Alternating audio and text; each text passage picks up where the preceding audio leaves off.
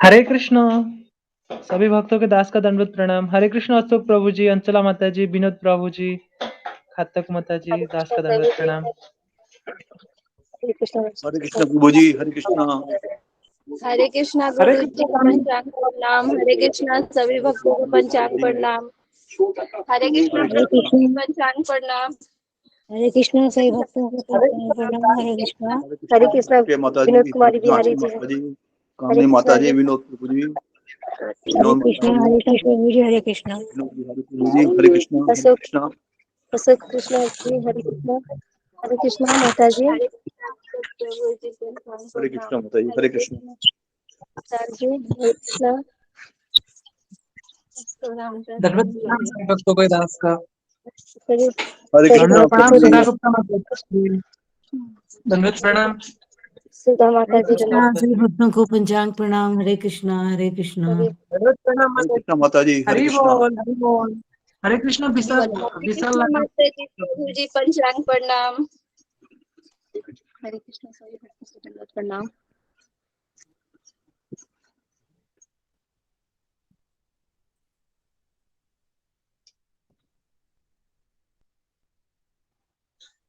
हरे हरे कृष्णा, हरे कृष्णा, कृष्णा कृष्णा, हरे हरे, हरे राम, हरे राम, राम राम, हरे हरे, हरे कृष्णा, हरे कृष्णा, कृष्णा कृष्णा, हरे हरे, हरे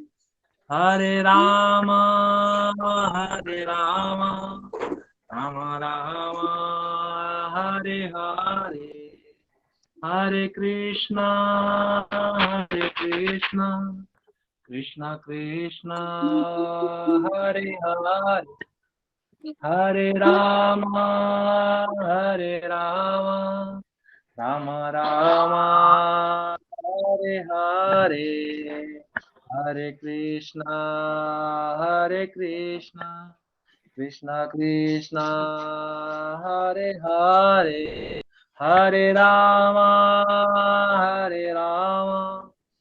राम राम, हरे हरे, हरे कृष्णा, कृष्णा कृष्णा, हरे हरे, हरे राम, राम राम, हरे हरे, हरे कृष्णा, कृष्णा कृष्णा, हरे हरे, हरे राम, राम राम, हरे हरे, हरे कृष्णा, कृष्णा कृष्णा, हरे हरे, हरे राम, राम राम, हरे हरे, हरे कृष्णा, कृष्णा कृष्णा, हरे हरे, हरे राम, राम राम, हरे हरे, हरे कृष्णा कृष्णा, हरे हरे, हरे राम। हरे कृष्णा कृष्ण कृष्ण हरे हरे, हरे राम राम राम। गुरु जी हरे दंडवत कृष्ण। प्रणाम। हरे गुरु पूजा कृष्ण गुरु गाइए। जी दंडवत हरे प्रणाम। हरे कृष्णा, कृष्णा गुरु जी पंचांग हरे प्रणाम। सभी कृष्ण भक्तों को मेरे हरे पंचांग कृष्ण प्रणाम। गुरु कृष्णा, जी पंचांग प्रणाम। हरे कृष्णा, हरे कृष्ण दंडवत हरे प्रणाम। कृष्णा। पंचम प्रणाम। हरे कृष्ण गुरु जी। हरे कृष्णा, हरे कृष्णा, हरे कृष्णा सबको। जी, आज किसका टर्न है? हरे कृष्ण गुरु जी पंचांग प्रणाम। मेरा है। हरे कृष्णा। हाँ हाँ हाँ, बोलिए। किसका टर्न है? शुरू। ज्ञानञ्जनशलाकचक्षुरुन्मिलितं येन तस्मै श्रीगुरवे नमः। विष्णुपादाय कृष्णभूतले श्रीमते भक्तिवेदान्तसंहितां नमस्ते सरस्वती देवी गौरवाणी प्रचारिणी निर्विशेषशून्यवाद आचार्यष्टानि महाबदल चैतन्य प्रभु नित्यानंद श्री अद्वैत गदाधर हरे कृष्ण कृष्ण कृष्ण हरे हरे श्री प्रभुपाद की जय। प्रार्थना स्वामी चरण की जय। गुरु महाराज के जोगदास चरण की जय। मैं पहली बार बोलने जा रही हूँ। हरे कृष्णा हरे गलती जी कृष्णा का सभी भूल चूक तो होगा ही, तो मैं बोल नहीं सकती, फिर भी मैं गुरु जी की आज्ञा मान के थोड़ा बहुत प्रयास कर रही हूँ। जो भी भूल चूक हो जाए हमें माफ करिएगा। हरे कृष्ण। काल महाराज की हाँ, महाराज की कहानी से बोले थे कि महाराज राधानाथ स्वामी जी बोलते कि महाराज प्रभुपाद जी बोले थे कि महाराज प्रभुपाद ने बोले कि एक शिष्य ने प्रश्न किया था कि प्रभुपाद जी आप अपनी हर तात्पर्य में हम शरीर है, हम शरीर नहीं है, हम आत्मा है, ये आप क्यों बार बार लिख रहे हैं? तो प्रभुपाद जी उनके शिष्य में प्रश्न के उत्तर में बोले थे कि हाँ, मैं इसलिए लिख रही हूँ क्योंकि ये तुम लोगों को सबको समझ आए और ये अभ्यास हो जाए कि हाँ, हम शरीर नहीं है, हम आत्मा है। फिर आपने महाराज की कहानी कथा आरंभ की। महाराज इस्तांबुल से मार्ग पे जा रहे थे, तो वहाँ एक व्यक्ति जो है वो पूरा इस्तांबुल में कलेरा छाया हुआ था। तो कलेरा में जैसे बुखार आते थे और बहुत ही बुखार आते थे और लास्ट में व्यक्ति मर जाते हैं। वैसे महाराज के साथ तीनों लोग थे, महाराज रामसेन, मांग और जेम्स, 3 लोग थे। तो महाराज एक रात के लिए वहाँ एक ठहरे हुए थे। तो उस घर में ठहरे हुए के एक उस कमरे में एक दो बेड का एक खाट थे और थोड़ा बहुत कपड़े थे और वो घर थोड़ा साफ सुथरा भी नहीं था। तो महाराज 3 लोग वहाँ रात गुजारने के लिए सोचे। तो महाराज वहाँ जब सोचे रात बिताने के लिए रात को ठहरे हुए थे, तो वहाँ घुसपैठियों ने महाराज के ऊपर आक्रमण किए थे। तो महाराज उन लोगों ने 3 लोगों ने ऐसे सोचे कि हाँ, जो बेड है वो बेड को 3 लोगों ने अपने 3 लोगों ने अपनी प्रयास से वो दरवाजे के साथ सिटा दिया और जैसे वो लोग बाहर ना आ पाए और तीनों लोग उसके ऊपर चढ़ गए थे कि हाँ, बाहर के आदमी अंदर ना घुस पाए। तो वैसे ही ऐसे ही पूरी रात में बीतने वाली थी। 1 घंटे 2 घंटे के बाद उन लोगों दोनों लोग सोने लगे और तब भी महाराज के ऊपर जो खटमल करके एक जो कीट रहते हैं, महाराज के ऊपर हमला किया। तो महाराज पूरे रात वह सोए नहीं थे। तो फिर से वो लोग कुछ देर में वो लोग फिर से उन लोगों के दरवाजा खटखटाने लगे। तो खटखटाने लगे के बाद सबको बहुत ही डर लग रहे थे कि हाँ, वो लोग दरवाजा तोड़ के ना अंदर आ जाए। तो वैसे ही 3 लोग जैसे उन लोग दरवाजा खटखटाए थे, तो दरवाजा उन लोगों ने बहुत ही जोर से अपनी पूरी शक्ति से दरवाजे को अटके रहे कि वो लोग अंदर ना आ पाए। वैसे ही पूरी रात ऐसे ही संघर्ष होते रहे। तो इसमें उन लोगों को डर में महाराज को भी बहुत डर लगे थे और उन लोगों के भी आंखें पूरे लाल हो गए थे, पूरे शरीर क्रोध से पूरे शरीर भय से कांपने लगे थे। और एक ने बोले थे महाराज अभी इस कहानी से आपने बोले थे कि हाँ, हमें कभी क्रोध नहीं करना चाहिए, क्रोध करेंगे तो हमारा ब्लड प्रेशर बढ़ जाता है, हमारे पूरे शरीर होठ और आंख लाल हो जाते हैं। और फिर महाराज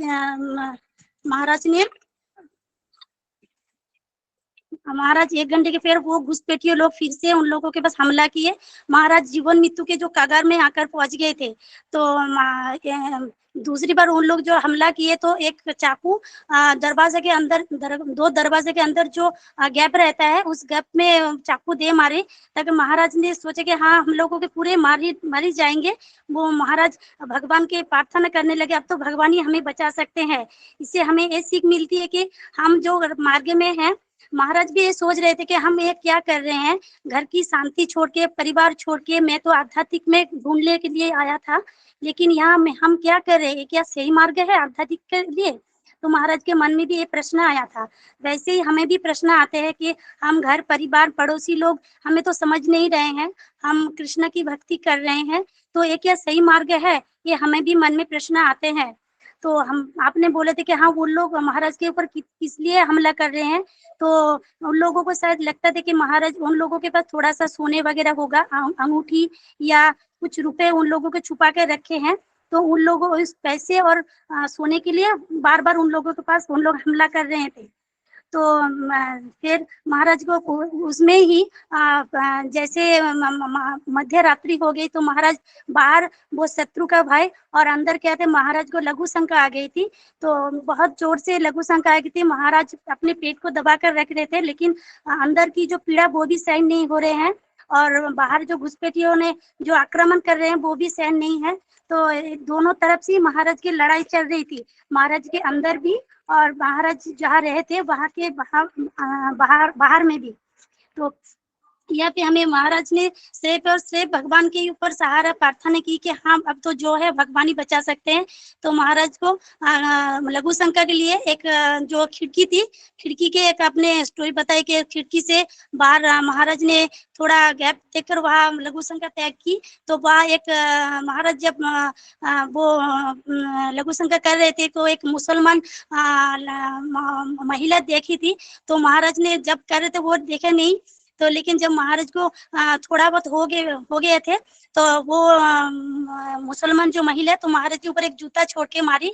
तो महाराज की वो मुंह पे और नाक पे आ गई। तो वहां से महाराज को खून निकल रहे थे। तो महाराज उनको देख के फिर से वापस आए और अपने खून पोंछने लगे और फिर से भगवान को करे तब हमें भगवान ही बचा सकते हैं। तो यहाँ पे आपने बोले थे कि हाँ महाराज का हमें मनोवृत्ति बहुत ही नजर आए थे, एक बहुत ही अच्छे मनोवृत्ति। अगर हम समझ जाए कि हाँ हमें जीवन में महाराज को जो मनोवृत्ति हम थोड़ा बहुत भी अपना ले तो हमारा जीवन सुधर जाएगी। महाराज संघर्ष से पूरे जारी रहे और महाराज पूरी रात में भी आशा नहीं छोड़े थे कभी कि हम यहाँ मर जाएंगे। महाराज संघर्ष करते ही रहे थे और महाराज ने अपने पूरी रात वह कुछ खाए नहीं थे, पूरी रात सोए भी नहीं थे अच्छी तरह से। फिर भी महाराज जब सुबह होगी तो महाराज भगवान के वो कृतज्ञ बोल रहे थे। हाँ भगवान पूरी जो रात में संघर्ष की और लगातार आप हम स्वस्थ हैं तो भगवान को वो कृतज्ञ बोल रहे थे कि। तो महाराज जी के एक सीख मिली है हमें। महाराज बोलते कि हमें कभी निराश नहीं होना चाहिए, हमें कभी हताश नहीं होना चाहिए। और जैसे भी हमें इस आध्यात्मिक रास्ते में कांच हमारे पैरों में चुभे कि या हमें खून आए तो हमें वो साफ करके फिर से हमें अगले रास्ते पे हमें चलना चाहिए। तो महाराज का ये एटीट्यूड आपको बहुत ही अच्छा लगे, आपने बोले तो महाराज की इस एटीट्यूड को हम आपको आकर्षित करते हैं। तो महाराज कभी प्रश्न नहीं करते थे कि ये हमारे साथ क्यों होता है, मेरा ही साथ क्यों होता है, लेकिन भक्ति मार्ग में हमें हमेशा ये प्रश्न रहते हैं कि ये हमारे साथ क्यों होता है, इतने लोग हैं लेकिन हमारे साथ ही भगवान क्यों करते हैं। तो लास्ट में आपने जो देवकी की कथा बताई थी, जो देवकी और वसुदेव जी को कंस ने जेल में बंद करके रखा था। तो जब भविष्यवाणी सुनी कंस ने कि देवकी की 8वीं पुत्र के हाथों में कंस का मृत्यु है, तब कंस ने कहा कि हाँ मैं देव को ही मार डालूंगी, तो हम ना रहेगा बांस ना रहेगी बांसुरी। तब वसुदेव जी ने अपनी हिम्मत नहीं छोड़ी। तो वसुदेव जी अपनी बुद्धिमानी से कंस को समझाए कि नहीं, तुम्हें तो देवकी से कोई शत्रुता नहीं है, तुम्हें तो शत्रुता है उनके संतानों से। तो जब भी संतान होगी मैं आपको प्रतिज्ञा देती, मैं आपको कथा देती हूँ कि आपको पूरी जो भी संतान होगी आपके हाथ में हम उठा देंगे कि हाँ ये संतान आप ले लो। तो ऐसे करके ना ही वसुदेव जी ने यही सोचे थे कि हाँ देवकी मर जाए हम दूसरे शादी कर लेंगे। लेकिन ये वसुदेव जी से हमें ये सीख मिलती है कि जो भी कितना भी हमें परिस्थिति विपरीत ही, लेकिन अपनी बुद्धिमानी अपने धैर्य से वहां से हम जरूर निकल सकते हैं। और एक कथा ली थी अब हरिदास ठाकुर की भी, जो हरिदास ठाकुर को जब 20 बाजार में जब जल्लाद में पीट रहे थे तभी हरिदास ठाकुर एक बार भी उन लोगों के लिए शिकायत नहीं की थी। उन लोगों के यही बोल रहे थे कि हाँ इन लोगों का भगवान कोई दोष नहीं है, तुम इन लोगों को माफ कर दीजिए। तो हमें ये सीख मिलती कि वो जितना भी उनके साथ बुरा हो, लेकिन उन लोगों को कभी भगवान को और ना ही कभी किसी लोगों को दोष देते कि हाँ मेरे साथ क्यों हो रहे हैं। तो महाराज भी ऐसे ही है, जितना भी परिस्थिति विकट हो महाराज किसी को दोष नहीं दे रहे थे। और यीशु ख्रिस्ट की भी कथा भी ऐसे ही थी, जो आपने बोले थे कि यीशु ख्रिस्ट वो जब सुई पीट रहे थे, लेकिन यीशु कृष्ण भगवान से प्रार्थना कर रहे थे कि हाँ, इन लोगों का कोई दोष नहीं है, ये अज्ञानता में है, इन लोगों को भगवान तुम माफ कर दो, इनकी पूरी जो पाप है वो मेरे ऊपर डाल दो। यीशु कृष्ण भी किसी के शिकायत नहीं की भगवान से भी। तो लास्ट में अपने जो चार सीख मिली थी भगवान महाराज की कथा से, एक तो हमें कृतज्ञ रहना है, दूसरा हमें भगवान से प्रार्थना करते रहना है, तीसरा हमें संघर्ष करते रहना है, और चौथा है हमें आशावादी रहना है, कभी हमें आशा नहीं छोड़नी है। और हमें पूरी संसार में शत्रु मित्र दोनों को चुनाव करके हम दोनों की चुनाव करते जाते हैं, लेकिन ये हमें नहीं करना चाहिए। हमें सिर्फ अपने कर्तव्य रूप में काम करना चाहिए और सब भगवान के ऊपर छोड़ के और गुरु के ऊपर पूर्ण समर्पण भाव से हमें आगे बढ़ना चाहिए। हरे कृष्ण गुरु जी, यही थोड़ा बहुत लिखे थे और थोड़ा बहुत हमें लिखा नहीं है। हरे कृष्ण गुरु जी, पंचांग प्रणाम। हरि बोल, हरि बोल, हरि बोल। बहुत सुंदर माता जी। अच्छा बताया बहुत माता सुंदर जी। माता जी। हरे कृष्णा, सभी भक्तों को दंडवत प्रणाम। हरे कृष्णा गुरुदेव को दंडवत।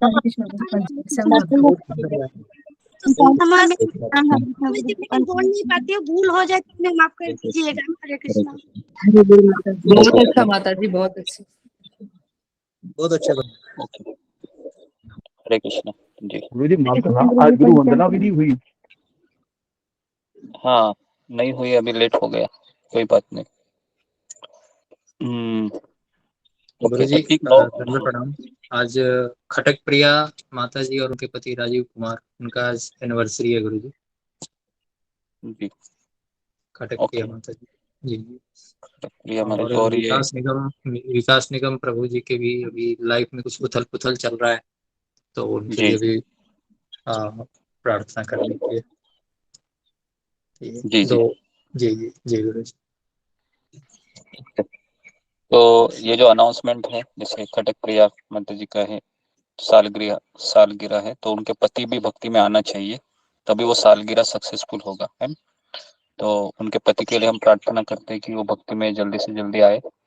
और एक सुमित्रा माता जी और उनका पति का भी श्यामल प्रिया करके है, श्यामल पात्रा जी, उनका भी सालगिरह है, तो उनको भी सभी भक्त आशीर्वाद देंगे। और तीसरा है कि एक खुश खबर थी कि जिनके लिए हम प्रार्थना करते हैं, जो दीप शर्मा के लिए, तो अभी उसको आज डिस्चार्ज मिलने वाला है, तो उनका कैंसर का ट्रीटमेंट है वो सक्सेसफुल हुआ। और दो है ना, बहुत अच्छा ये खबर है कि उनका जो क्रिटिकल ऑपरेशन था, है ना, उससे वो बाहर आए। उनकी माँ का फोन आया था, तो वो कह रही थी कि, तो उसने भक्तों को, सत्संग को धन्यवाद दिया है कि इतनी बड़ी मुसीबत से मैं बाहर आ गई, है ना। तो उसका आज ही है ना वो डिस्चार्ज मिलने वाला है, तो कल वो कुछ बताएंगे अपने अनुभव किस तरह से, क्योंकि अनुभव सुनना भी बहुत जरूरी है ना। क्योंकि किसी के जीवन में अगर ऐसा चीज हुआ तो उसका मन लगना बहुत कठिन है ना। लेकिन हमारे लिए एक उदाहरण है काजल शर्मा माता जी का, जो अपने पुत्र के इस परिस्थितिजनक, है ना, ऑपरेशन के समय भी वह माला करती रही, सुबह 4 बजे उठती रही। तो है ना, ऐसे ऐसे लोग जेन्युइन होते हैं, क्योंकि वह परिस्थिति के प्रभाव से, है ना, विचलित ना होकर कृष्ण का आश्रय लेते हैं। तो ये एक बहुत अच्छी सीख है हम सबके लिए। ओके, तो अभी हम इनके लिए 3 बार हरे कृष्णा महामंत्र बोल के, है ना, इनको आशीर्वाद देंगे। हरे कृष्णा, हरे कृष्णा, हरे कृष्णा, कृष्णा हरे कृष्णा, हरे कृष्णा, हरे हरे राम, हरे राम कृष्णा राम, हरे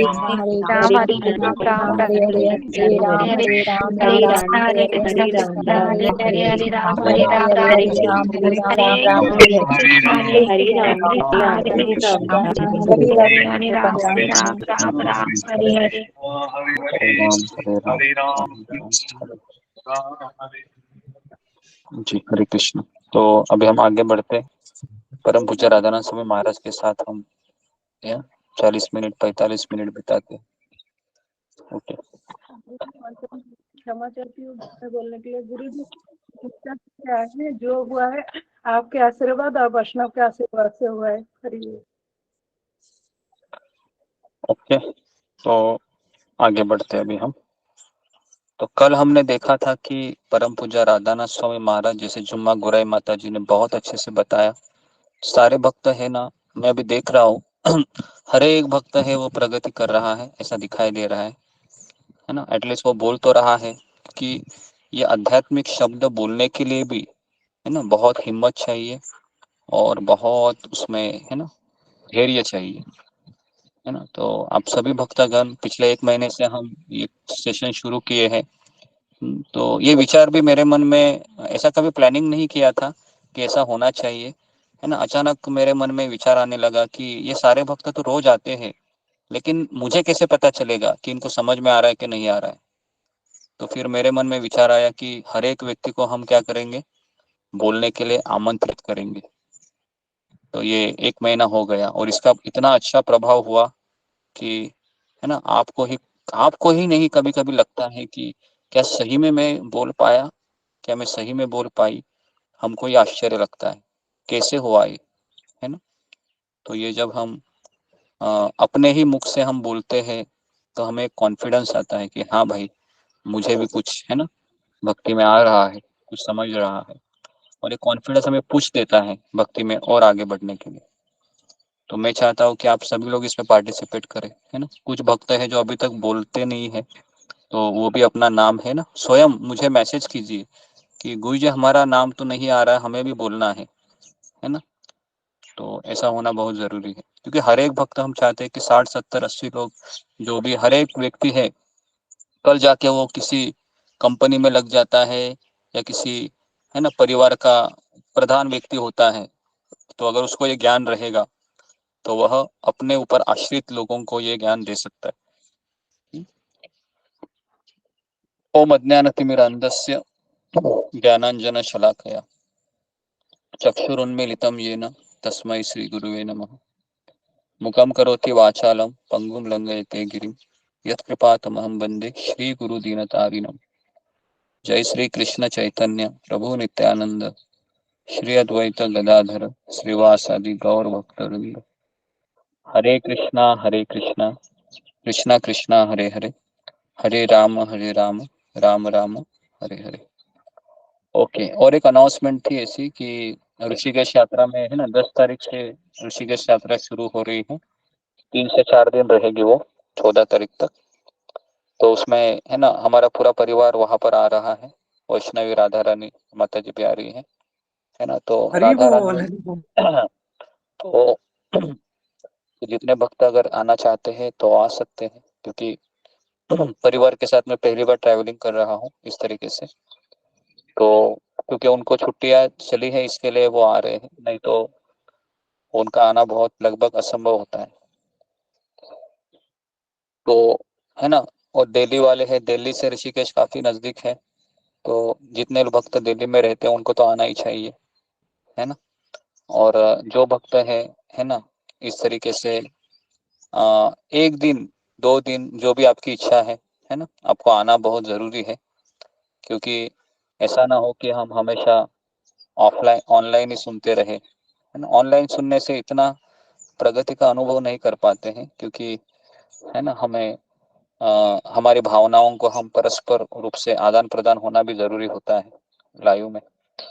ओके, लेकिन जिनके घर में कुछ समस्याएं है, एक्चुअली कृष्ण जानते हैं ये सब चीजें कि कौन ऑनलाइन है और जा भी सकता है वह, लेकिन वह आलस्य कर रहा है ना। तो और कृष्ण ये भी देखते हैं कि इनके घर में समस्या है, इसके लिए वो नहीं जा पा रहा है या नहीं जा पा रही है। तो कृष्ण से कुछ छिपा नहीं है ना, कृष्ण को सब पता है। ओके, तो अभी हम आगे बढ़ते हैं। परम पूज्य राधानाथ स्वामी महाराज को हम उनके चरणों में हम कोटि कोटि प्रणाम करते हैं गुरुदेव के, और हम इस कथा को शुरू करते हैं। ओके, तो अभी हम अध्याय 8 पे हैं, पेज नंबर 67। स्वस्थ होने के पश्चात महाराज को क्या हुआ था, जुलाब हुआ था ना, क्या बोलते हैं उसको, पेचिस हाँ डाइसेंट्री। जी जी जी, पेचिस हुआ। हाँ वो हुआ था, लूज मोशन, है ना। तो ठीक होने के पश्चात मैंने जेम्स और रामसे के साथ पूर्व की ओर अपनी यात्रा जारी रखी। पूर्व मतलब ये दिशा में जा रहे थे वो, ऐसे दिशा में, है ना। वो पश्चिम उधर है, पूर्व ये है। तो बेसिकली वह अभी टर्की से अफगानिस्तान, पाकिस्तान, भारत इस तरीके से वो जा रहे थे और अपनी यात्रा जारी की। उन दिनों विश्व भ्रमण करने वाले ऐसे यात्रियों का प्रचलन था, हाँ, जो बहुत ही कम बजट की सुविधा रहित यात्रा में आनंद पाते थे। तो महाराज कह रहे मैं अकेला नहीं था, उस दिनों काफी लोग थे, है ना। और महाराज कह रहे उनमें से अधिकतर रोमांच प्रेमी होते थे। रोमांच प्रेमी मतलब उनको कुछ कुछ लोग ऐसे रहते हैं ना, उनको जीवन में ना रिस्क लेना बहुत अच्छा लगता है। रिस्क मतलब पता है क्या? कोई ऐसा एम्बिशियस चाहिए, है ना।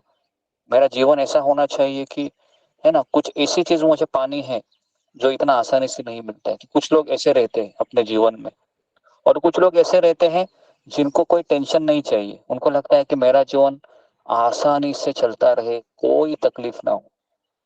तो ऐसे अलग अलग कैटेगरी के लोग होते हैं।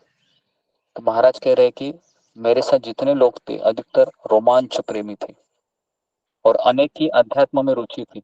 अध्यात्म मतलब वो लोग जिज्ञासु थे। महाराज कह रहे हैं मेरी तरह ही थे वो भी भगवान की खोज में निकल पड़े थे। कभी कभी हम सर्वाधिक अनपेक्षित स्थानों पर मिलते हैं एक साथ। अर्जेरियम में रामसे और जेब्स कुछ भ्रमणकारी मित्रों से मिले। उन लोगों ने एक बस चालक को मना लिया और कहा कि अपनी कंपनी की बस में सबको वो निशुल्क तेहरान ले जाएगा, है ना। निशुल्क मतलब बिना पैसे से तेहरान ले जाएगा। देखो बातों में बहुत दम रहता है ना। हाँ, हम जब किसी से बात करते हैं और किसी के मन को अगर हम पकड़ लेते हैं या उसको प्रसन्न कर लेते हैं, तो व्यक्ति आपके लिए कुछ भी करने को तैयार होता है। तो रामसे और जेम्स, है ना, इन दोनों ने एक कंपनी का बस था, उनको मना लिया। ड्राइवर को कहा कि जरा हमें निशुल्क छोड़ दो ना, पैसे नहीं भाई, जाना है। लेकिन तेहरान पे ले गया। तेहरान ये ईरान का जगह है, हाँ? बस में लगभग आधी जगह खाली थी, इसलिए उसमें कुछ यात्रियों के लिए पर्याप्त स्थान था। इस प्रकार उनके साथ रहकर हमने तुर्की की सीमा पार करके ईरान में प्रवेश किया। ईरान, आपको पता है 1-1.5 साल पहले ईरान में कुछ दंगा भी हुआ था बहुत जोर से, है ना। तो इस तरीके से सीमा पर बने भव्य अप्रवासी भवन के अंदर हमने शाह का चित्र देखा, जो लगभग पूरी दीवार के आकार का था। वहां पर अमेरिकी सरकार द्वारा एक नोटिस लगा था, जिसे पढ़कर हम गंभीर हो गए। क्या लिखा था वो? अमेरिकी नागरिकों को चेतावनी दी गई थी वहां पर, अगर ईरान में हशीश या अफीम रखने, ले जाने या बेचने की सजा मौत है, मतलब मृत्युदंड। क्या? हशीश, अफीम मतलब ये नशीले पदार्थ होते हैं, जिसका क्या बोलते हैं उसको, स्मगलिंग कहते हैं, है ना। स्मगलिंग मतलब छुपके से एक दूसरे को बेचना, तो उसकी सजा मौत है। पकड़े जाने पर अमेरिकी सरकार सहायता नहीं कर सकती। तो बस ड्राइवर को सरकारी औपचारिकताओं के कारण देर हो गई, इसलिए हम बस में बैठकर प्रतीक्षा करने लगे। शाम का समय था। शीघ्र ही बच्चों का एक झुंड बस की खिड़की से अजनबी विदेशियों को देखने के लिए जमा हो गया, है ना। जैसे आपने भी देखा है कि हमारे यहाँ पर कभी कभी, है ना, जब मुझे याद है कि मैं पहले एक साल पहले मैं एक जगह जाता था प्रचार करने के लिए। तो वहां पर रशियन लोग पहले बहुत आते थे, भक्त लोग। तो रशियन लोग जैसे आते थे ना, काफी गांव के लोग उनको देखने के लिए, है ना, भीड़ इकट्ठा हो जाती थी। तो महाराज तो अमेरिकन थे, राम से भी अमेरिकन था। तो वहाँ के जो लोकल बच्चे हैं ईरान के, इनको देखने के लिए भीड़ इकट्ठा हो गया। महाराज कह रहे थे कि फटे पुराने कपड़े पहने थे, लेकिन वे सुंदर दिख रहे थे। मैं लगभग 4 वर्ष के एक छोटे से बच्चे को देखकर मुस्कुराया, महाराज ने कहा। परंतु उसने क्या किया, मेरी और इतनी घृणा भरी आंखों से देखा कि मेरी सांस थम गई। 4 साल का बच्चा, इतने छोटे बच्चे के मन में इतनी घृणा कैसे हो सकती है ना। इतने छोटे बच्चों में कैसे इतनी घृणा हो सकती है। उसकी वे घुरती आंखें बार बार मेरे सपने में आकर मुझे परेशान करने लगी, महाराज कह रहे। मतलब कैसे देखा होगा ना, आपने देखा है छोटे बच्चे कभी कभी ऐसे घूरते हैं, है ना। पता नहीं आप लोगों ने देखा है क्या नहीं। मैंने देखा है ऐसे, उनको गुस्सा आता है ना, तो अजीब तरीके से वो आंखें करते हैं। तो तो यह देखना कितना भयानक था। महाराज सोच रहे थे कि बच्चे में कितना सहजता से ऐसे संस्कार हो जाते हैं। इससे पहले कि वे स्वयं सही गलत को समझ सके, परिवार और परिवेश द्वारा उनके स्वभाव को प्रेम, भय अथवा घृणा में ढाला जा सकता है। तो इसके लिए कहा जाता है बच्चा है ना, ये गीली मिट्टी की तरह होता है। गीली मिट्टी देखा है आपने? गीली मिट्टी को कोई भी जैसा शेप देना चाहता है वो दे सकता है। जो क्या बोलते हैं उसको, जो मटकियां बनाता है, कुम्हार। कुम्हार कुम्हार कुम्हार बोलते हैं। तो गीली मिट्टी को ना कैसे भी कुम्हार रहता है ना, अलग अलग तरीके के बर्तन बना लेता है वो। तो इसके लिए जो छोटे बच्चे होते हैं ना, उनको भक्त बनाना बहुत आसान है। लेकिन बूढ़ा व्यक्ति है ना, अगर उनमें अच्छे संस्कार हुए हैं तो बन सकता है। लेकिन संस्कार नहीं है तो बूढ़ा व्यक्ति को प्रचार करोगे तो पता है क्या बोलते हैं वो बोलते हैं कि प्रभु जी, मेरा जिंदगी अभी ऐसे ही चला गया है ना, 60 साल की उम्र तक। अभी आप मुझे बोल रहे हो माला का जप करो, ये मेरे से नहीं होगा, ये मेरे से नहीं होगा, मेरी जिंदगी ऐसी चली, बहुत कठिन है अभी, है ना, तो अगले जन्म में देखेंगे। इस तरीके से भी बोलते हैं। तो बहुत, क्योंकि आपने देखा है कि सूखी लकड़ी होती है ना, उसको अगर आप बेंड करोगे तो क्या होगा, क्या होगा, टूट जाएगी, टूट जाएगी, टूट जाएगी ना। तो इसके लिए जो गीली लकड़ी होती है या ऐसी लकड़ी जो पूरी सूखी नहीं है, तो उसको आप बेंड करके, है ना, अलग अलग तरीके से उसको हम यूज कर सकते हैं। तो इस तरीके से हम टेब्रिज नामक एक पुराने शहर में पहुंचे, इराक के। एक दिन जब मैं अकेले शहर की गलियों में घूम रहा था, एक भले परिवार ने मुझसे अपने घर चलने का आग्रह किया। ईंटों से बने 2 कमरों का मकान था। घर की स्त्रियां अनेक वर्षों से एक ही फारसी कालीन को बुनने में कड़ी मेहनत कर रही थी। माँ और बेटियां अपने सादे घर के फर्श पर बैठकर उस बहुमूल्य कलाकृति का निर्माण कर रही थी। जटिल डिजाइन के एक वर्ग इंच में लगभग 250 तक हाथ से लगी गांठें थी। लाल, नीला, हरा, नारंगी, है ना, ऐसे अनेक रंगों के धागों से वे बड़ी मेहनत से बुन रही थी। उनका आतिथ्य संस्कार इतना सरल और उदार था कि मुझे लगा मानो मैं उनके परिवार का एक सदस्य हूँ। उन्हें अंग्रेजी का एक शब्द भी नहीं आता था, लेकिन उससे कुछ अंतर नहीं पड़ा। रात्रि के भोजन के लिए परिवार के सभी पुरुष भूमि पर बैठ गए और मुझे भी कहा कि आप भी बैठो। और उन्होंने मुझे ईश्वर का धन्यवाद करते हुए एक सुंदर प्रार्थना गाई और फिर चाय और रोटी खाने के लिए बैठ गए। तो जब हम पूर्वक खा रहे थे तो उनका 10 वर्षीय बालक दरवाजे से अंदर आया। उसने अपनी बंद मुट्ठियों में कुछ छिपाया हुआ था। क्या था? तो उनके पास एक पेड़ था खजूर का। तो खजूर का रसीली फल उसने मेरी प्लेट में रख दिया।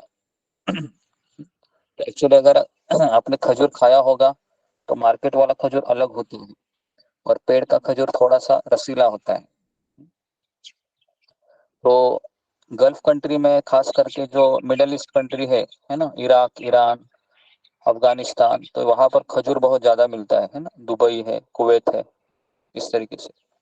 दिन में 5 बार वह परिवार अपने सब कार्य छोड़कर मक्का के पवित्र तीर्थस्थल की ओर मुख करके नमाज अदा करते थे। इन सरल हृदय लोगों की स्वाभाविक भक्ति ने मेरे दिल को छू लिया और मैंने उस अनुभव के लिए भगवान को धन्यवाद दिया। वापस वहां पर, यहाँ पर क्या दिखता है, महाराज कह रहे कि मैं हमेशा कृतज्ञता व्यक्त करता था, चाहे मेरे जीवन में बुरा हो। जैसे कौन सी वो जगह थी, इस्तांबुल, है ना, इस्तांबुल में इतना बुरा अनुभव आया, फिर भी महाराज ने धन्यवाद दिया। अभी यहाँ पर तो बहुत ही पॉजिटिव अनुभव है, महाराज इधर भी धन्यवाद देते। तो एक बार राधानाथ महाराज को पूछा गया कि महाराज आप इतने सक्सेसफुल कैसे हुए प्रचार कार्य में, कि आज आपके इतने सारे शिष्य हैं, इतने सारे आप प्रचार कर रहे हैं, उम्र की 70 साल तक आप भक्ति कर रहे हैं, कैसे संभव हुआ ये?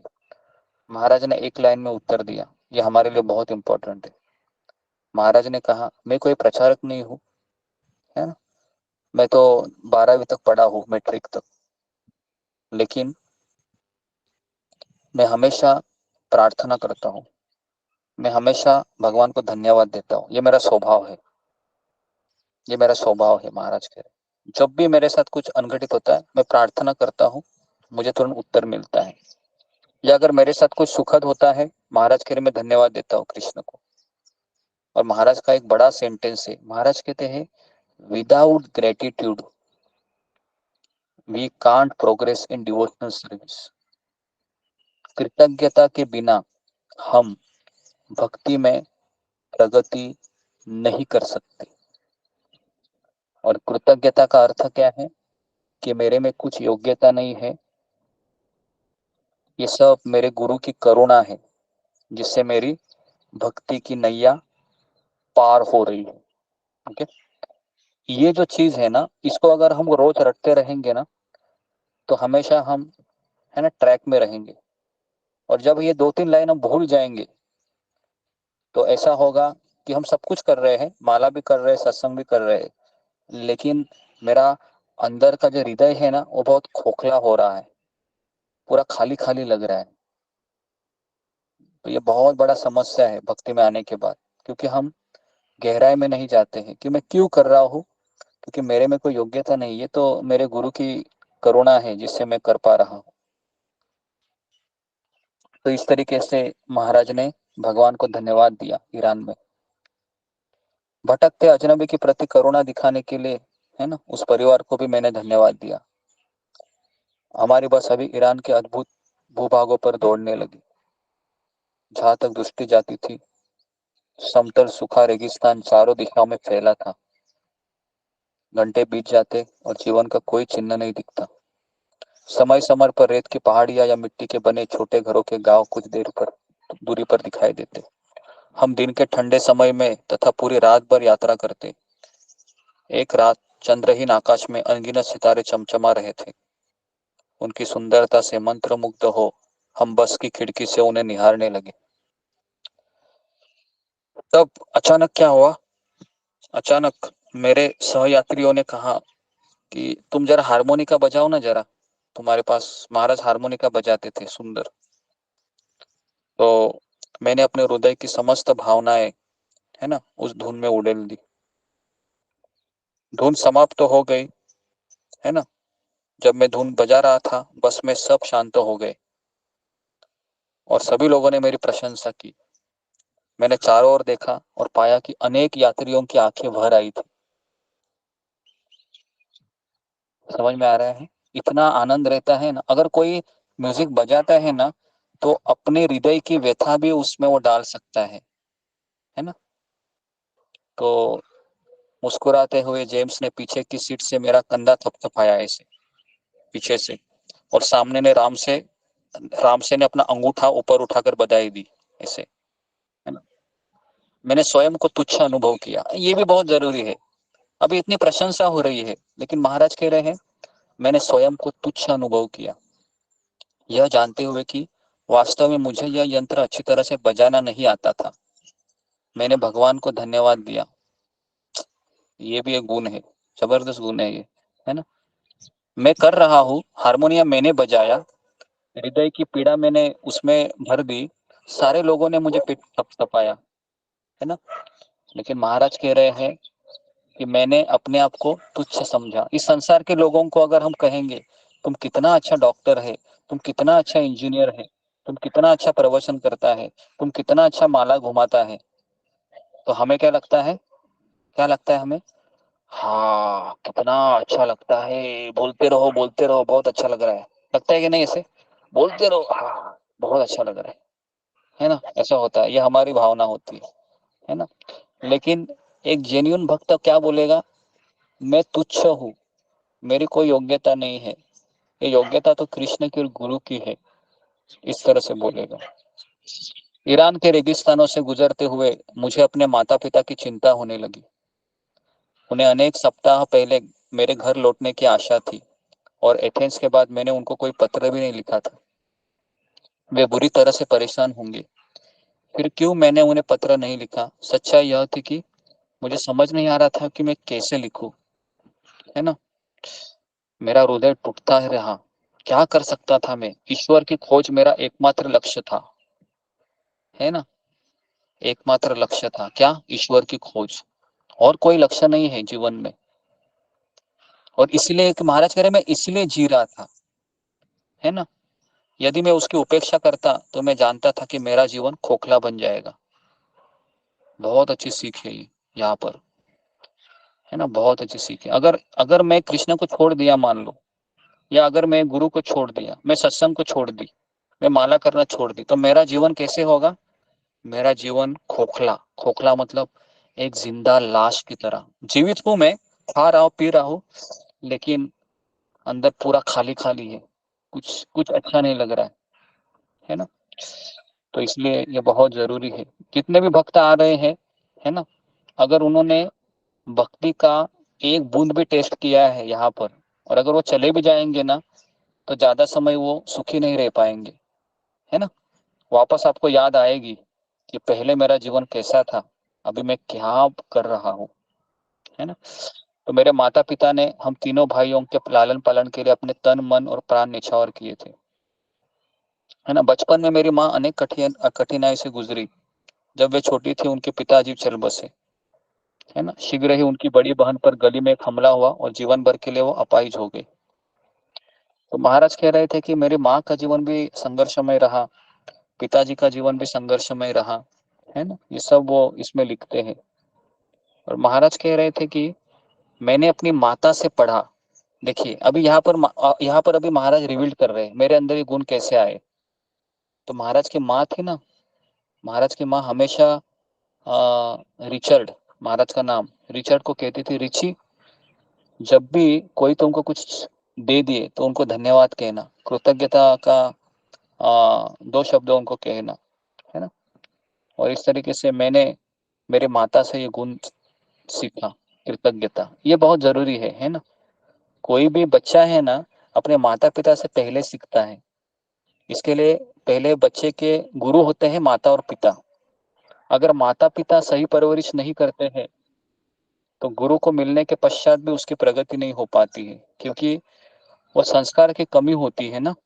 तो उसको बहुत फिर संघर्ष करना होता है। तो इसके लिए बहुत जरूरी है कि अगर हम माता है, अगर हम पिता है, तो हमारे लिए हमारे बच्चों के ऊपर ध्यान देना ये हमारा कर्तव्य है।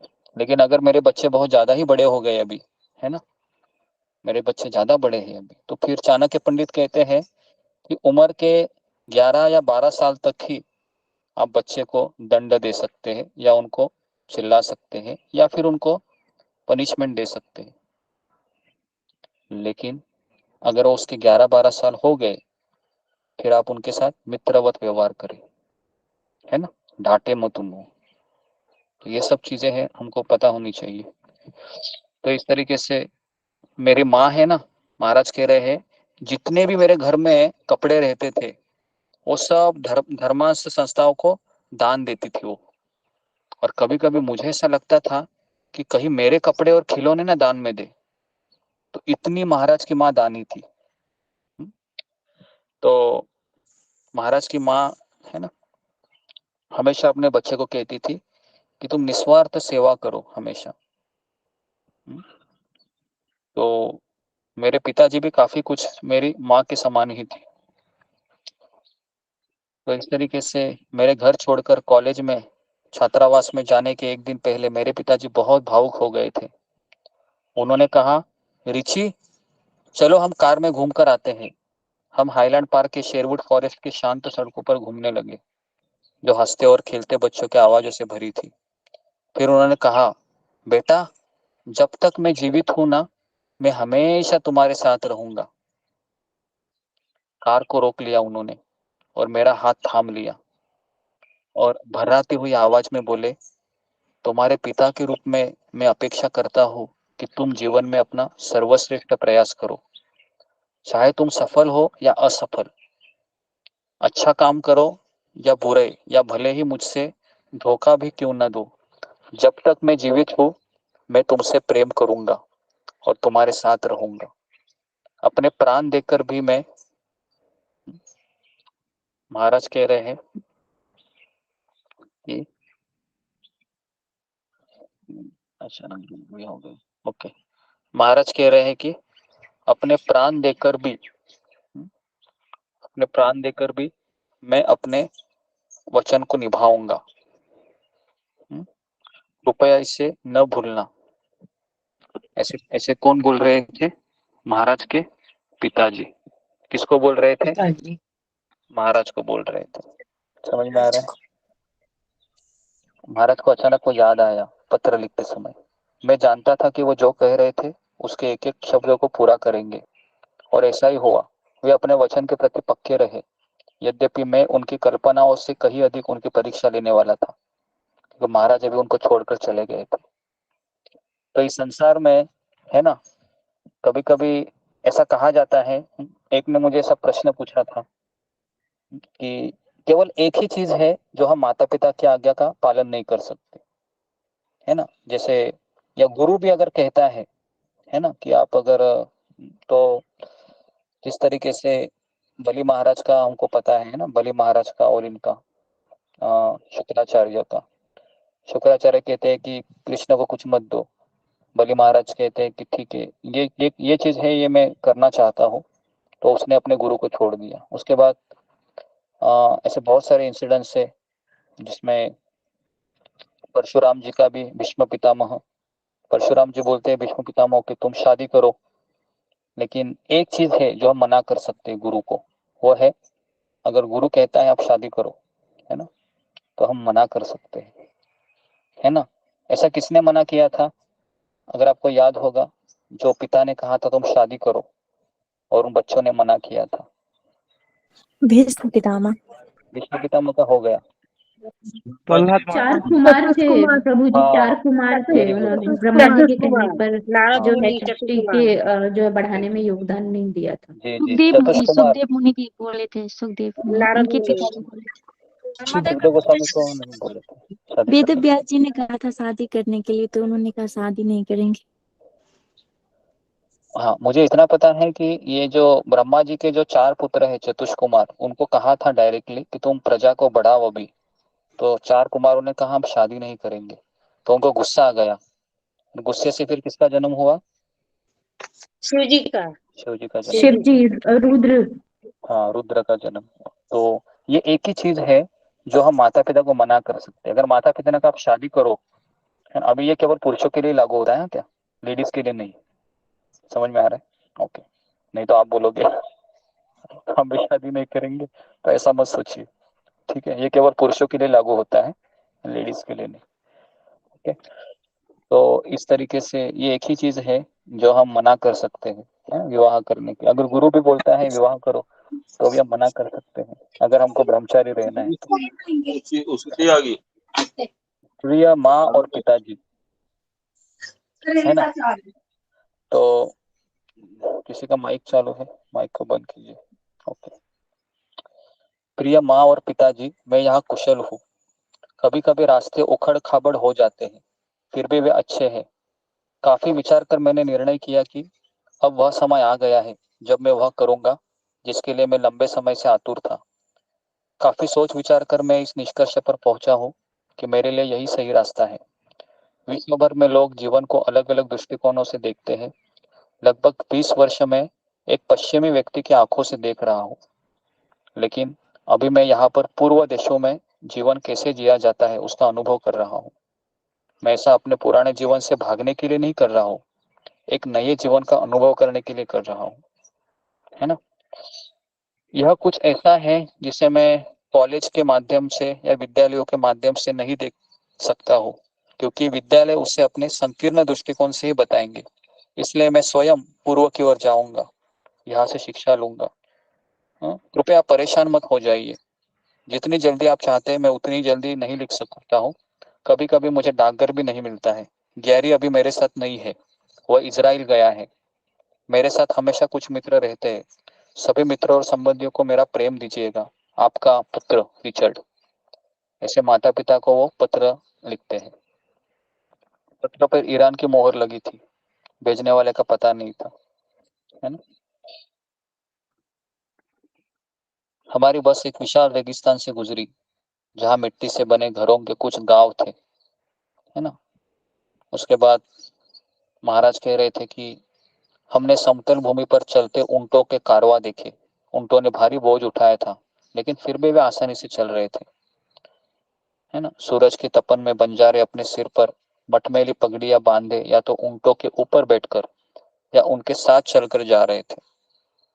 मुझे लगा मानो मैं एक काल के पीछे चला गया हूं, है ना। उसके बाद कुछ ही मिनटों के पश्चात, है ना, मैं विश्राम के लिए चला गया। अचानक मेरी नींद खुली। तो वहां पर मैंने देखा कि बड़े बड़े कंपनी के मुझे ये दिखे, है ना, मोबिल, शेल, एक्सॉन, टेक्सो। तो मुझे और ड्राइवर को छोड़कर सभी गहरी निद्रा में लीन थे। हम तेहरान की सीमा के निकट पहुंचे थे, जहां ईरान के शाह ने विदेशी तेल की कंपनियों का खुले दिल से स्वागत किया था, है ना। अगर आप इराक और ईरान में बहुत तेल मिलता है, तो इसके लिए वहां पर, है ना, ब्लैक गोल्ड तेल की बहुत बड़ा ये था, वहां पर टंकियां थी। तेहरान ने कुछ सहयात्री हम तीनों को एक साथ होटल में ले गए, जहां पर नियमित रूप से पश्चिमी युवा आते थे। हम अपने कमरे की ओर बढ़ते, हमारी प्रत्येक पग के साथ हशीश की तीखी गंध बढ़ती जा रही थी। इंग्लैंड, जर्मनी और कैलिफोर्निया से आए हिप्पी लोग वहां पर क्या कर रहे थे? पलंगों पर अचेत लेटे थे, और वहां पर, है ना, म्यूजिक चल रहा था, पॉप।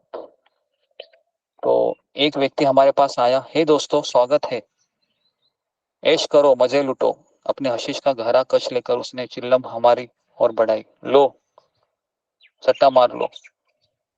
तो मेज पर गेंदाकर हशीश के अनेक गोले पड़े थे। मैं स्तब्ध रह गया, है ना। रामसे से रहा नहीं गया। वह बोला उठा, यहाँ 1 ग्राम भी हशीश रखने की सजा मौत है, फिर भी तुम लोगों ने कई किलो हशीश खुलेआम रखी है। जेम्स बीच में बोला, तुम लोग पागल हो गए हो। तुम्हारे दरवाजे से धाकने की समान धुआं निकलकर हॉल में जा रहा है, इसके लिए तुम मारे जा सकते हो। हाँ, तो उसने कहा कि तुम डरपोक हो, यहाँ से चले जाओ। तो हम तीनों भी, है ना, कहा कि हमें यहाँ से चलना चाहिए, क्योंकि अमेरिका की सरकार की चेतावनी हमारे मन में कौंध रही थी। सीढ़ियों द्वारा हम नीचे आए। हमने देखा कि 3 पुलिस वाले ऊपर जा रहे थे। हमने सोचा कि अभी, है ना, इन लोगों को पकड़ेंगे। तो महाराज कह रहे हैं कि तेहरान में मैंने इस्लाम के अनुयायियों का ध्यानपूर्वक अध्ययन किया। तो महाराज तेहरान में कुछ समय रुके थे, तो उन्होंने कुरान पढ़ा वहां पर। धर्म उनके जीवन का अभिन्न अंग था। मैं भगवान से प्रेम करने वाले साधारण मुसलमानों की धर्मनिष्ठा देखकर बहुत प्रभावित हुआ।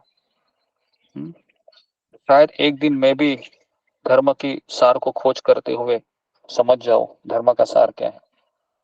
ईरान के देहातों से घूमते हुए मशाहद में आए, जो शिक्षा मुसलमानों का तीर्थ स्थल है, मशाहद। यहाँ मैंने कुछ समय अकेले रहने की इच्छा व्यक्त की और जेम्स से तथा रामसे को कहा कि तुम आगे बढ़ो और अफगानिस्तान जाओ। तो अफगानिस्तान के काबुल शहर में मुझसे मिलने के लिए तैयार हो गए। और यहाँ पर महाराज कह रहे कि मैं यहाँ पर अकेला रहने लगा। मशाहद में मैंने एक निराला दृश्य देखा कि मस्जिद के सामने बैठकर, है ना, मैं कुरान पढ़ता था और ध्यान करता था।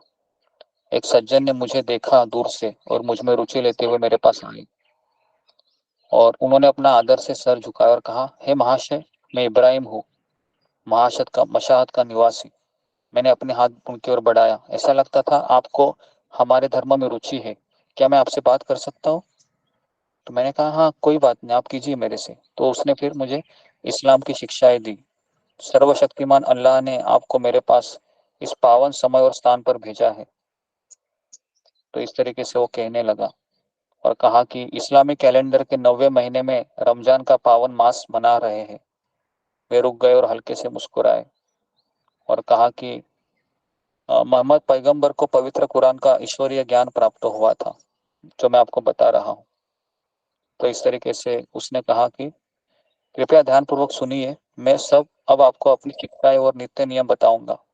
कुछ ही क्षणों में घूरते तीर्थयात्रियों की एक भीड़ हमारे चारों ओर एकत्रित हो गई। इब्राहिम ने कहा कि मैं आपको पुस्तकालय में ले जाता हूँ।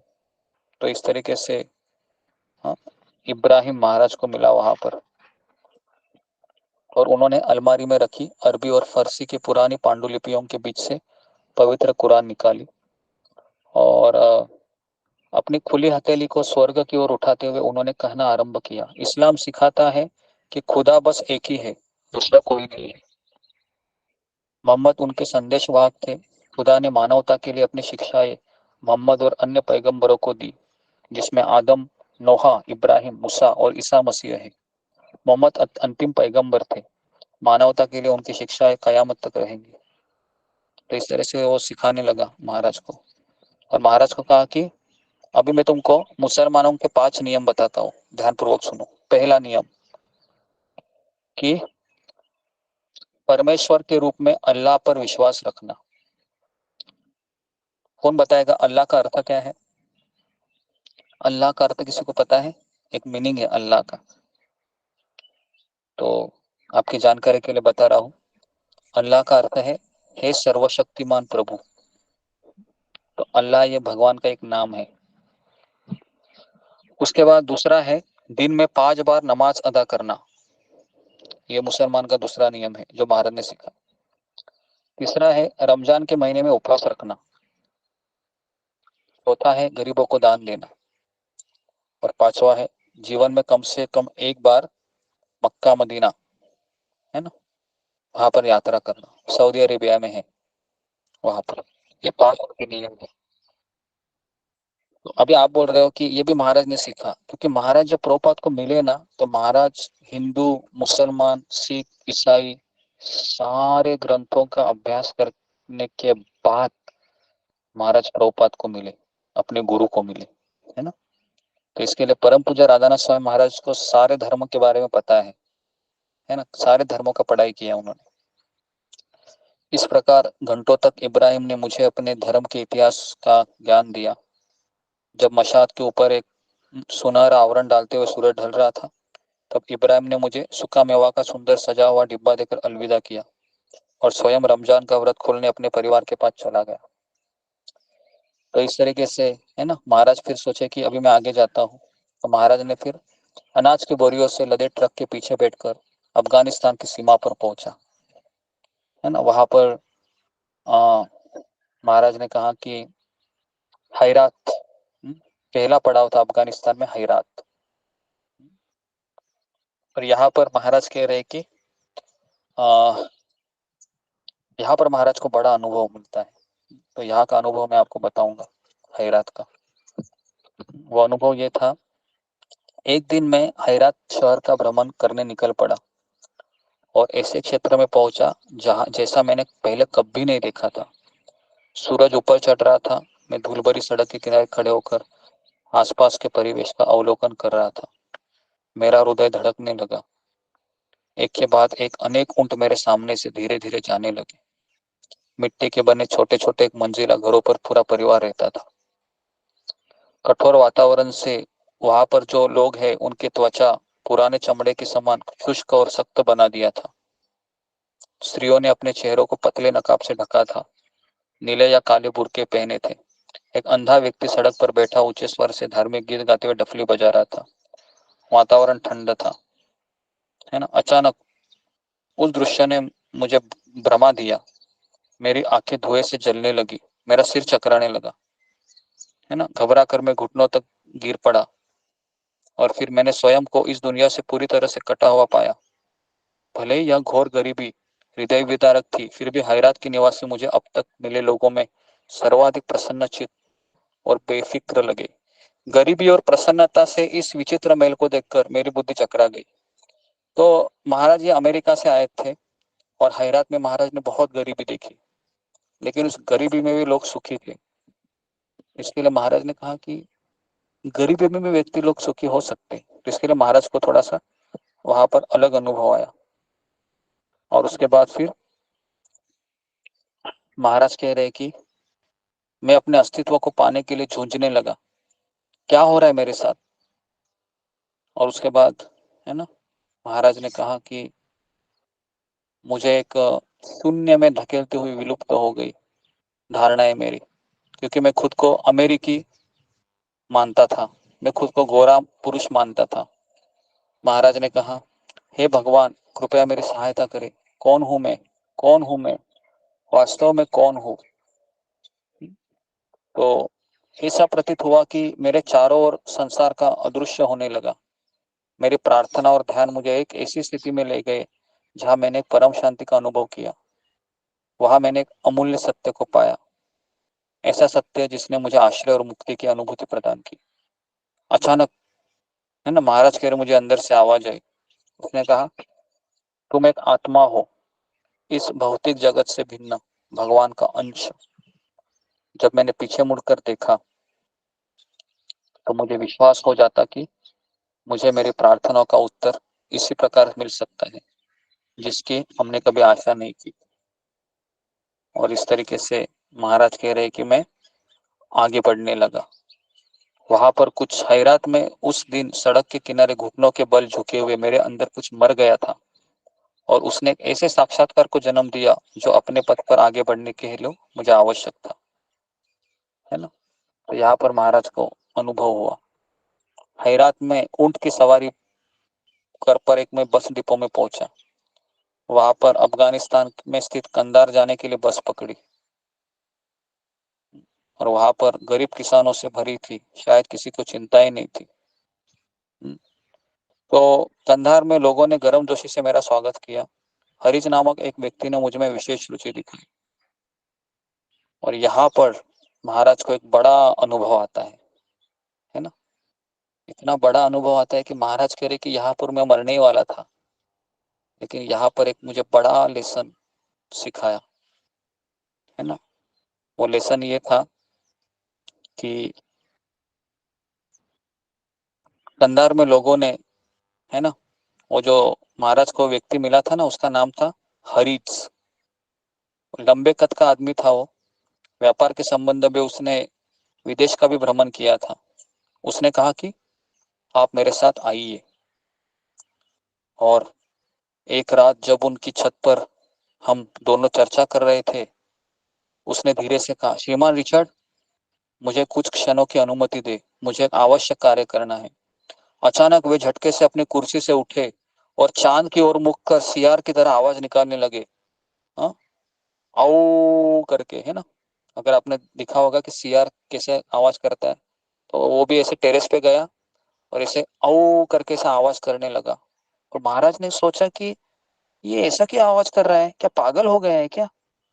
तो उन्होंने क्या किया, एक लंबी रस्सी ली जिसके एक छोरे पर एक फंदा बना हुआ था और छत के किनारे पर आकर उस रस्सी को उसने ऐसे नीचे लटका दिया, ऐसे, है ना।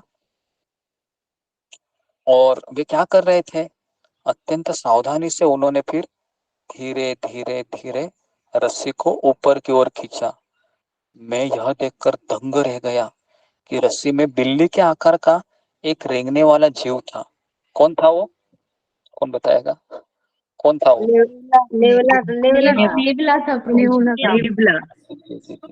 तो ये देखिए अभी क्या होता है महाराज के साथ, तो है ना।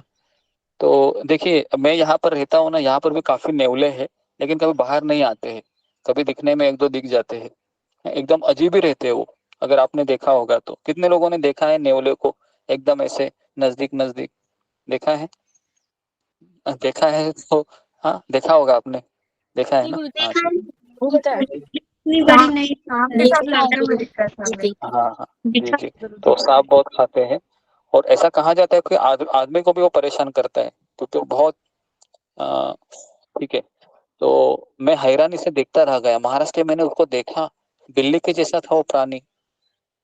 तो वह एक नेवला था। दिन भर वह शहर में घूमता था और शाम को हरीश की आवाज सुनकर रस्सी के फंदे के सहारे ऊपर आता था और उनकी छत पर रात बिताता था। जब हम फिर से अपनी बातों से बातें करने लगे, अचानक क्या किया, नेवला ने मेरी पीठ पर अपने नखों के सहारे, अभी आप सोचिए वो चढ़ रहा है, हाँ, क्या उसको सपोर्ट चाहिए कि नहीं नेवले को।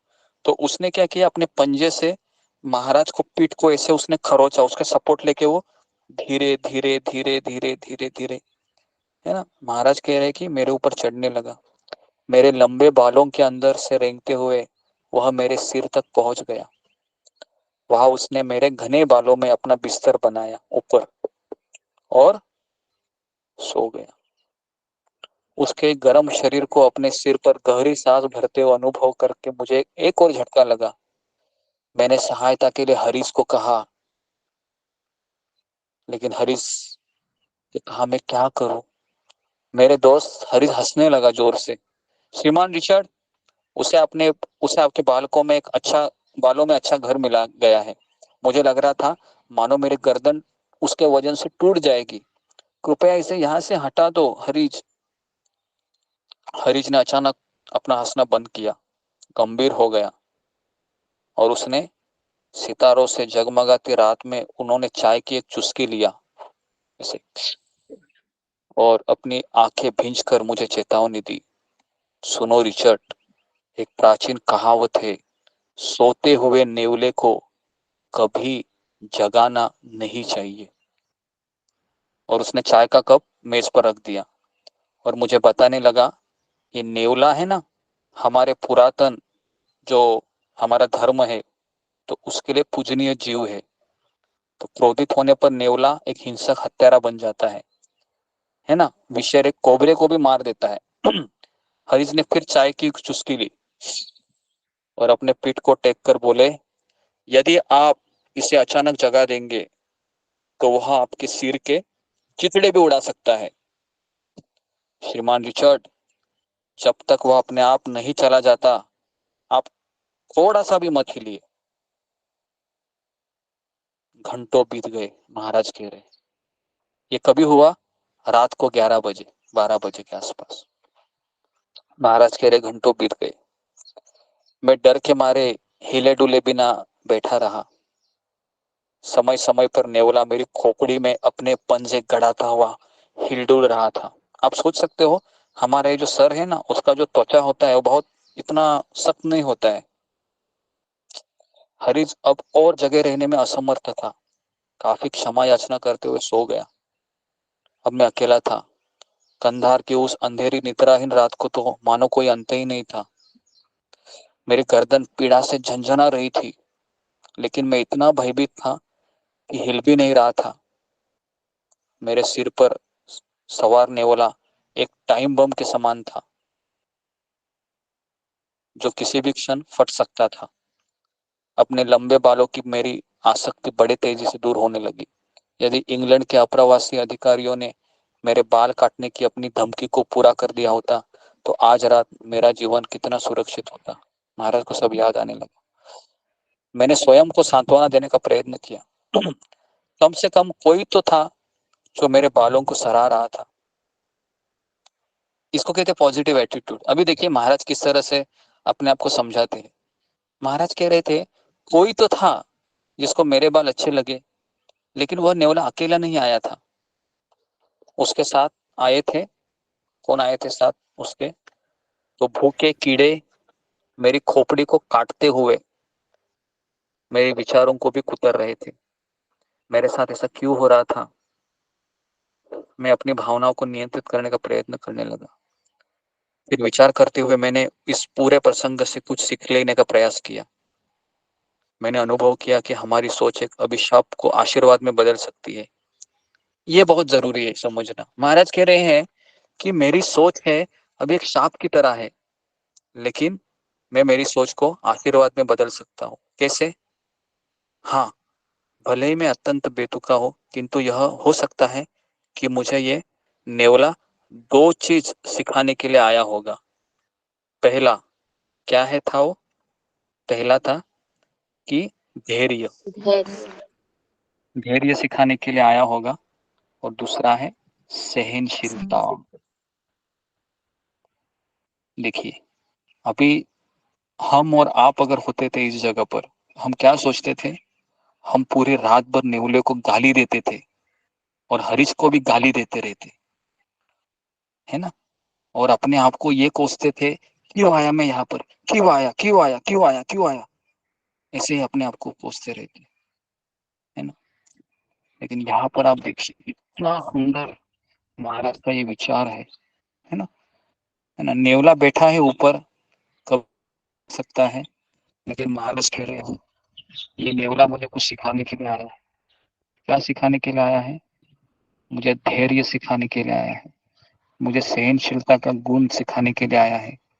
विषमता को सहते हुए भगवान की ओर मुड़ना एक अमूल्य आशीर्वाद है और विपदा को प्रगति के अवसर में परिवर्तित करना ही वास्तविक बुद्धिमत्ता है। मतलब मेरे सामने जो संकट दिखाई दे रहा है ना, उस संकट को मैं अवसर के रूप में परिवर्तित करना, यही मेरी बुद्धिमत्ता है। और यही है हमारा ये पाठ रहेगा, है ना, आज का आखिरी लेसन। इस पूरे लेक्चर का आखिरी लेसन क्या है कि विपदा मतलब संकट को किसमें परिवर्तित करना है हमें? एक अवसर के रूप में। समझ में आ रहा है क्या? हाँ, सबको संकट को किसमें परिवर्तित करना है? अवसर। अवसर मतलब एक तरीके से ये मुझे वापस एक है ना अपॉर्चुनिटी, है ना, जैसे हम बोलते हैं ना अपॉर्चुनिटी चाहिए, मुझे बड़ा आदमी बनना है, बस एक मौका चाहिए। तो वो विपदा मुझे क्या देने के लिए आई है? तुमको कृष्ण के पास जाने के लिए एक मौका देने के लिए आई है। इसको कहते हैं कि सोच को बदलो, है ना। सोच को, महाराज का ये पूरा किताब है ना, हमें सोच बदलने के लिए मजबूर करता है ना। तो आज का जो बड़ा लेसन है, अगर किसी को जीवन में ऐसा लग रहा है कि मेरे जीवन में संकट है, उसको हमें अवसर के रूप में देखना चाहिए। ये कृष्ण ने भेजा है मुझे, किसके लिए? उसके पास, उनके पास आने के लिए। अभी आप बोलोगे गुरुजी बोलना बहुत आसान है लेकिन करना बहुत कठिन है, क्या करें? लेकिन देखिए, एक चीज हमको समझना है कि इस संसार में है ना, हमारी मनोवृत्ति ही हमें आगे ले जाने वाली है ना। हमने उपदेशामृत में भी वो सेंटेंस पढ़ा था, साधक की प्रगति उसकी मनोवृत्ति पर ही निर्भर करती है, attitude. That's why attitude is very important. अगर हम जॉब भी करते हैं कंपनी में, तो मार्कशीट देखी नहीं जाती है, क्या देखा जाता है? एटीट्यूड। परिवार में भी रहते हुए हमारा चेहरा भी कोई देखता नहीं ज्यादा, है ना, पाउडर लगाया, तेल लगाया, क्या देखते हैं? एटीट्यूड, है ना, एटीट्यूड, है ना। और उसके बाद हम भक्ति में भी आते हैं, तो भी कोई व्यक्ति ये नहीं देख रहा है आप कैसे माला कर रहे हैं, व्यक्ति क्या देखता है? आपका एटीट्यूड। और यही हमको लेके जाना है, यही लोगों को दिखेगा, हमारा रहन सहन कैसा है, हमारे विचार कैसे हैं। इसके जीवन में जब कठिनाई आती है तो ये क्या करता है, यही सब देखते हैं। और उसी व्यक्ति के पीछे लोग जाते हैं जो विपदा को अवसर के रूप में परिवर्तित करता है। तो इसके लिए आज का लेक्चर का यही शीर्षक रहेगा, महाराज ने कैसे अपने आए हुए विपदा को अवसर के रूप में परिवर्तित किया, है ना। तो इसको हम कल और थोड़ा सा इसको हम स्ट्रेच करेंगे, इस टाइम को, है ना, और थोड़ा सा हम लेसन सीखेंगे। ओके, तो काफी समय हुआ है, तो मैं यहाँ पर रुकता हूँ।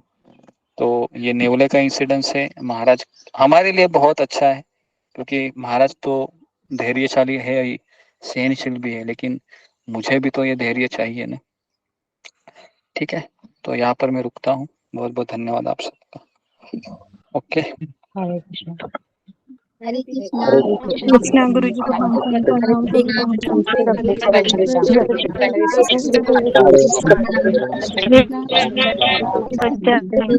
गुरु धन्यवाद, सब भक्तों को पंचांग प्रणाम।